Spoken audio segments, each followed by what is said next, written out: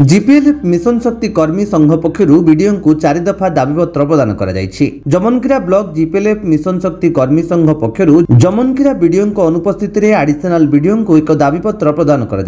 दाबीपत्र अनुजाई जीपीएलएफ mission शक्ति कर्मी दरमा कार्यदक्षता प्रोत्साहन बदल में फिक्स दरमा कर जीपीएलएफ मिशन शक्ति कर्मी दरमा समांत न रही यह भेदभाव सृष्टि कर असमानता देखा पूर्व आम फिक्स दरमा पाउथिबा बेले वर्तमान आम दरमा कार्यदक्षता प्रोत्साहन हिसाब से प्रदान करने को सरकार पक्षर निर्देश दि जाइए जदि आम दरमा फिक्स न कले आम कार्यदक्षता प्रोत्साहन भाव दरमा न नहीं बिना दरमा कार्य तुलाइबू एपरिक जदि कौन सीएसए